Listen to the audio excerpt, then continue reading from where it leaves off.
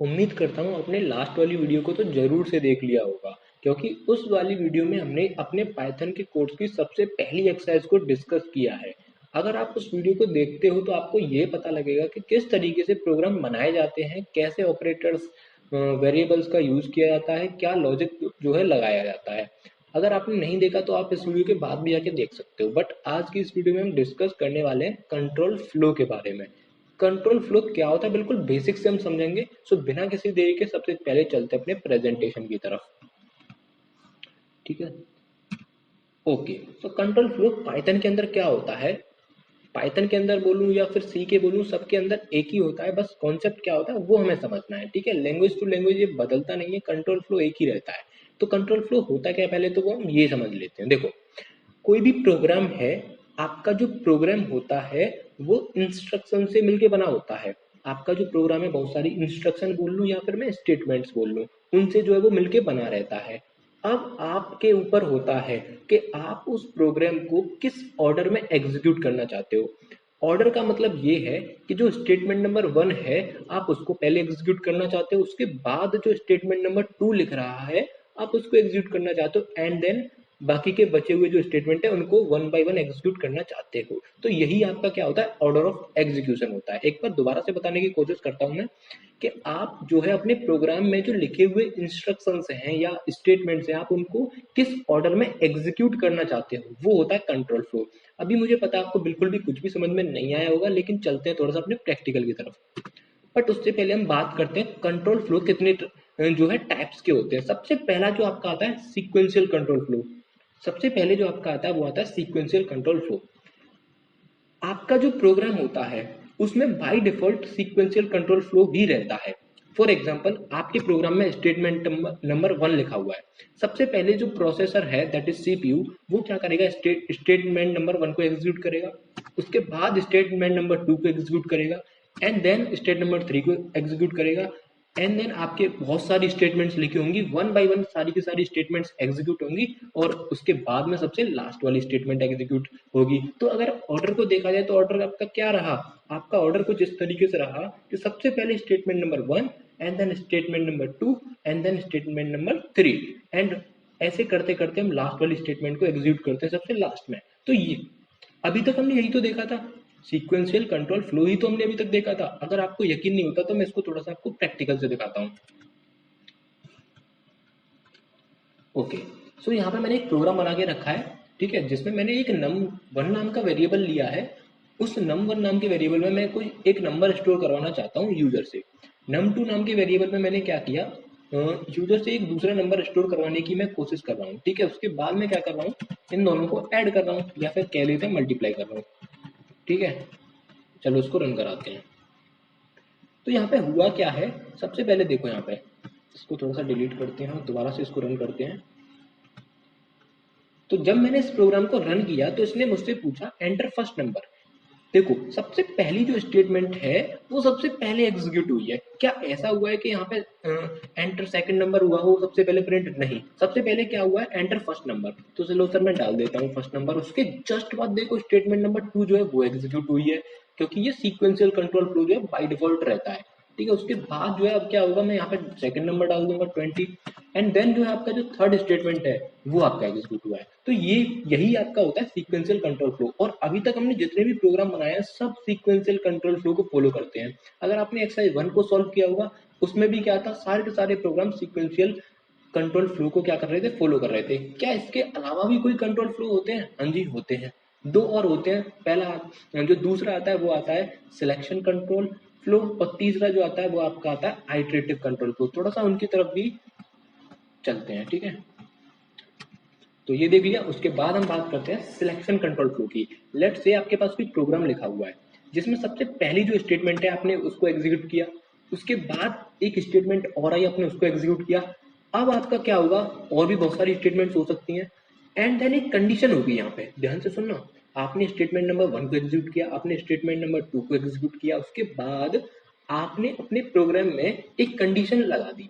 आपने अपने प्रोग्राम में एक कंडीशन लगा दी। यहाँ पे ये जो कंडीशन आपको दिख रही है टेस्ट कंडीशन, ये वो कंडीशन है जहां से आपका जो प्रोग्राम है उसका जो कंट्रोल है वो बदलेगा। बदलेगा मतलब क्या है, ये कंडीशन या तो ट्रू होगी, अगर ये कंडीशन जो है ट्रू होती है तो आप कुछ पर्टिकुलर स्टेटमेंट्स को एग्जीक्यूट करोगे, अगर ये कंडीशन फॉल्स होती है तो आप किसी दूसरी पर्टिकुलर स्टेटमेंट्स को क्या करोगे, एग्जीक्यूट करोगे। तो इस टेस्ट कंडीशन के अंतर्गत मतलब के अंडर दो कंडीशन, दो जो है आपकी स्टेटमेंट्स आती हैं। पहला ट्रू, अगर आपकी टेस्ट कंडीशन जो ट्रू होती है तो आप इन स्टेटमेंट्स को एग्जीक्यूट करोगे, अगर आपकी टेस्ट कंडीशन फॉल्स होती है तो आपका जो कंट्रोल है वो इधर शिफ्ट हो जाएगा, अगर ट्रू होती है तो इधर शिफ्ट हो जाएगा। आई होप आप इस चीज को समझ पा रहे होंगे, लेकिन मैं इसको प्रैक्टिकल से भी समझाऊंगा। उसके बाद इस कंडीशन की जो स्टेटमेंट्स हैं उनको एग्जीक्यूट करने के बाद आप कहाँ पे आओगे, अपने मेन प्रोग्राम पे रिटर्न होगे वापस। इसको भी थोड़ा सा हम समझ लेते हैं प्रैक्टिकल की हेल्प से, ठीक है। ओके, तो यहाँ पे सबसे पहले मैंने क्या किया है, यहाँ पे मैंने दो नंबर्स जो है यूजर से मांगे हैं, वही लेट से दो नंबर्स हमने मांग लिए, नम 1 और नम 2। अब मैं चाहता हूँ कि ये बताना कि नम 1 और नम 2 में से कौन सा बड़ा है, ठीक है सर। तो मैं यहाँ पे क्या करूँगा, प्रिंट नम 1 करूँगा, या तो नम 1 बड़ा होगा या फिर आपका बड़ा होगा नम 2। ध्यान से सुनना, ध्यान से, बहुत ही ध्यान से सुनना। मैंने यहाँ पे क्या किया है, दो नंबर्स लिए हैं, नम 1 और नम 2। अब या तो नम 1 बड़ा होगा या नम 2 बड़ा होगा, तो अब मुझे क्या करना है, या तो इसको चलाना है या इसको चलाना है। यही तो है selection control statement, sorry selection control flow. तो सिलेक्शन कंट्रोल फ्लो में आपको क्या करना होता है, आपको सिलेक्ट करना पड़ता है, या तो आप इसको चलाओगे या आप इसको चलाओगे। चलाने का मतलब है आप एग्जीक्यूट करोगे, ठीक है। उसके लिए आपको एक कंडीशन देनी पड़ेगी। कंडीशन आपकी क्या होगी, नम 1 अगर ग्रेटर देन होता है नम 2 से। अब इसको कैसे देते हैं, क्या होता है, इफ स्टेटमेंट क्या होती है, ये सब हम नेक्स्ट वीडियो में देखेंगे। अभी मैं आपको बताता हूँ किस तरह से चल रहा है, ठीक है। आपको बस मैं एक विजुअलाइज करके दिखा रहा हूँ, ठीक है, आपको विजुअलाइज करके दिखाया जा रहा है बस यहाँ पे। उसके बाद मैं यहाँ पे कर दूंगा एल्स, ठीक है। मैं इसको बस आपको एक तरीका दिखा रहा हूँ, अगर आप बिल्कुल नए हो इस प्रोग्रामिंग के फील्ड में। उसके बाद आप क्या करोगे, थैंक यू प्रिंट कर दोगे, दैट इज मेन प्रोग्राम पे आप वापस आ जाओगे, थैंक यू, ठीक है। इसको मैं आपको रन करा के दिखाता हूँ।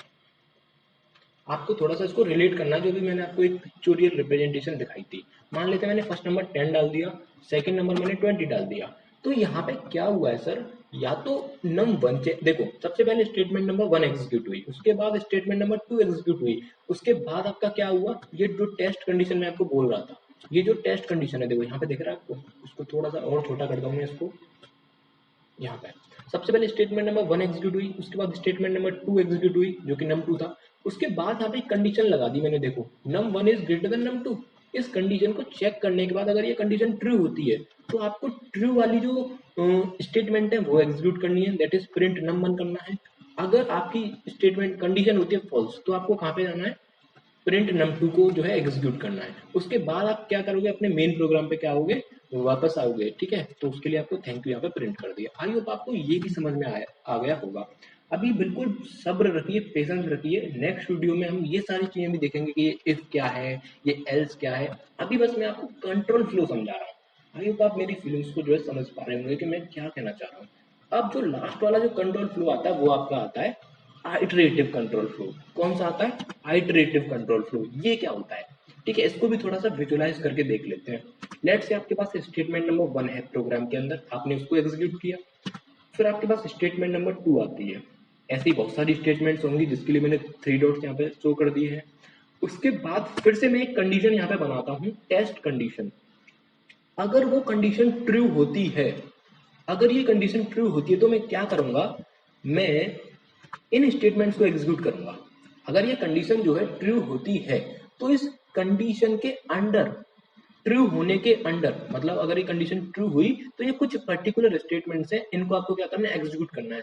और तब तक करना है जब तक ये कंडीशन ट्रू रहेगी। फॉर एग्जाम्पल देखो, मैंने इस कंडीशन को पहली बार चेक किया तो सर ये कंडीशन आई ट्रू, तो मैं इसको क्या कर दूंगा, एग्जीक्यूट। अगेन मैं क्या करूंगा, फिर से इस कंडीशन पे पहुंचूंगा, क्योंकि देखो यहाँ पे लूप लगा दिया मैंने, कुछ इस तरीके से मैंने लूप लगा दिया है।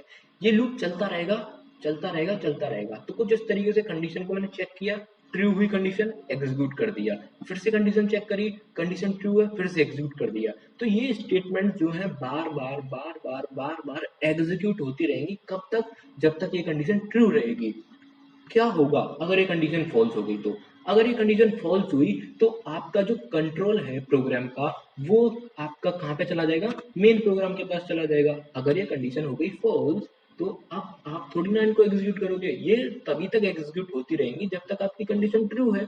बार बार बार बार बार बार आप एग्जीक्यूट करते जाओगे इसको, कब तक? जब तक कंडीशन ट्रू रहेगी, जब तक सूरज चांद रहेगा। अंकित भाई का ऐसे करके कहते हैं ना, जो नारा लगाते हैं, बिल्कुल ऐसे ही है। जब तक कंडीशन ट्रू रहेगी ये स्टेटमेंट्स रिपीटेडली एग्जीक्यूट होती रहेगी, ठीक है। जब तक कंडीशन फॉल्स हो जाएगी आपका जो कंट्रोल है वो फिर से कहाँ पे आ जाएगा? मेन प्रोग्राम पे, एंड देन आपका यहाँ पे एग्जीक्यूशन फिर से जैसे नॉर्मल चल रहा था। आई होप आपको ये समझ में आया होगा, बट मैं आपको थोड़ा सा इसका भी एक प्रैक्टिकल एग्जांपल दिखा देता हूँ जिससे आपको एक फील मिलेगा। लेट्स से मैं इसको यहाँ से हटाता हूँ। उसके बाद देखो, मैं चाहता हूँ इस थैंक यू को कितने बार प्रिंट करना? 10 टाइम्स प्रिंट करना, ठीक है। मैं इस थैंक यू को 10 टाइम्स प्रिंट करना चाहता हूँ। उसके लिए मैं क्या करूँगा? आई इक्वल टू मैं 1 लेता हूँ। लेट से आप बस इस एग्जांपल को विजुअलाइज करने की कोशिश करना। समझने की अभी इसको जरूरत नहीं है क्योंकि इसको हम नेक्स्ट वीडियो में देखेंगे। लूप क्या होती है, इफ स्टेटमेंट क्या होती है, सारी चीजें देखेंगे। आज की वीडियो का मेरा केवल एक ही मकसद है, वो है कंट्रोल फ्लो को समझाना, ठीक है। अब मैंने क्या लिखी है यहाँ पे? एक कंडीशन लिखी, क्या i is greater than i is less than 10। अगर ऐसा है तो आपको क्या करना है? इसको थैंक यू को प्रिंट कर देना है, ठीक है। उसके बाद आई को क्या करना है? i+1 करना है। देखो ये प्रोग्राम कर क्या रहा है, ठीक है, उसको मैं आपको बताने की कोशिश कर रहा हूँ। पहले इसको रन कराते हैं। देखो, एक्चुअली मैंने ये जो प्रोग्राम बनाया है, प्रोग्राम बनाया है कि इस स्टेटमेंट को, that is thank you statement, इसको मुझे कितने बार प्रिंट कराना है? 9 टाइम्स। इस थैंक यू स्टेटमेंट को मुझे 9 टाइम्स प्रिंट कराना है। इस चीज का मैंने प्रोग्राम बनाया है। तो अब आप सोच रहे होंगे कि हाँ, ये अभी सही कह रहा था बिल्कुल, कि अभी मैं क्या करने की कोशिश कर रहा हूँ। इसको थोड़ा सा दोबारा से चलाते हैं और वहां पे कंडीशन पे पहुंचते हैं। देखो, यहाँ पे आते हैं थोड़ा सा, ठीक है, और इसको थोड़ा सा छोटा करते हैं। ओके, और यहाँ पे F5 दबाते हैं थोड़ा सा, F5, और इसको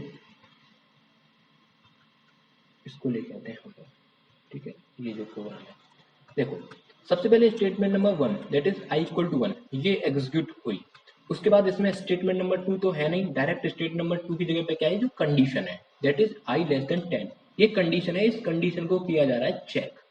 आई की वैल्यू क्या है? 1, और 1 क्या लेस देन 10 है? हाँ जी, कंडीशन होती है ट्रू। कंडीशन ट्रू होने के बाद आपका क्या हुआ? ये जो स्टेटमेंट है, दैट इज यहाँ पे जो 3 डॉट्स दिख रहे हैं आपको इस स्लाइड के अंदर, ये वही है। यहाँ पे क्या? थैंक यू लिख दिया मैंने। और एक और स्टेटमेंट है, that is i equal to i+1। इसको मैं क्या कर दूंगा? एग्जीक्यूट कर दूंगा पहली बार। फिर से क्या होगा? लूप चलेगी। अब i की वैल्यू कितनी हो चुकी है? 2। तो 2 क्या लेस देन 10 है? अगेन सर, कंडीशन तो ट्रू है, तो क्या होगा? थैंक यू फिर से प्रिंट होगा और i की वैल्यू 3 हो जाएगी। अब एक टाइम आएगा कि आई की वैल्यू कितनी हो जाएगी? 10 हो जाएगी। ऐसे ही होते होते इंक्रीज होते होते आपकी आई की वैल्यू क्या होगी? 10 हो जाएगी। तो क्या 10 लेस देन 10 है? नहीं। तब आपको क्या करना पड़ेगा? आप आउटसाइड द मेन प्रोग्राम आओगे। तो मैं यहाँ पे लिख देता हूँ आउटसाइड द लूप। मैं इसको लूप कह सकता हूँ, ठीक है, आउटसाइड द लूप। तो देखो मैं आपको दिखाता हूँ, वहां पे देखो आगे करेंगे आउटसाइड द लूप। तो आई होप आपको ये जो है थोड़ा सा समझ में आया होगा, ठीक है। अगर आपको थोड़ा सा भी समझ में आया तो बहुत है, क्योंकि हम जो नेक्स्ट वीडियो में बिल्कुल एकदम क्या है ना, इसको एकदम क्रिस्टल क्लियर कर देंगे। क्योंकि अभी आप जो है इफ स्टेटमेंट, एल्स स्टेटमेंट, ये सारी चीजें आप पढ़ोगे। अभी बस मैंने आपको बस कंट्रोल फ्लो के बारे में बताया है। अगर वीडियो आपको थोड़ी सी भी अच्छी लगी हो तो प्लीज वीडियो को लाइक जरूर कर देना। मिलते हैं नेक्स्ट वीडियो में, तब तक के लिए टाटा, बाय बाय।